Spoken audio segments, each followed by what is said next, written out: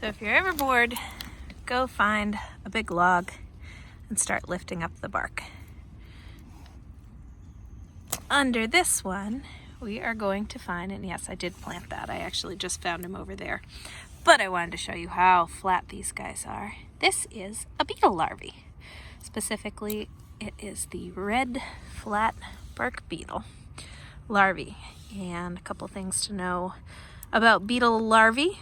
So there's a bunch of kind of insects that grow up through something called complete metamorphosis, which means they have an egg stage and a larva stage and a pupa stage and an adult stage.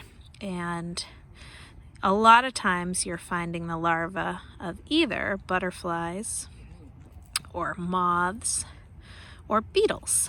And the difference, how you can tell if something is a beetle larvae, which is also known as a grub, or a butterfly or moth larvae, which is also known as a caterpillar, is to look at their legs. So you can see this guy has 6 true legs coming off of those thoracic segments. And then at the back end of it, if we can flip him over, you'll see there are no other legs. Whereas if you've ever flipped over a caterpillar, you know there are these little tiny squishy legs called prolegs.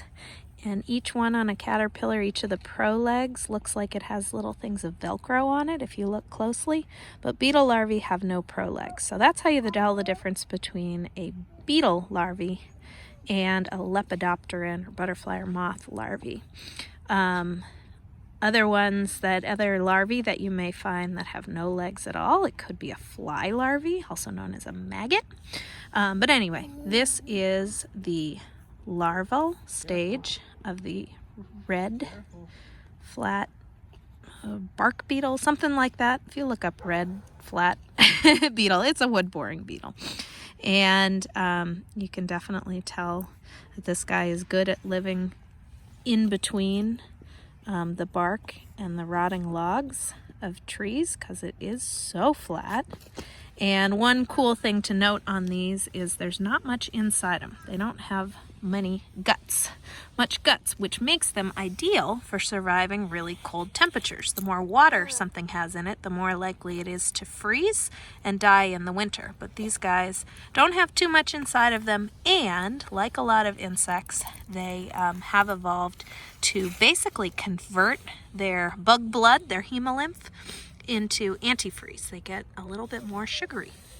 So these are super cold hardy beetle larvae that live underneath barks, and just really fun to look at and watch.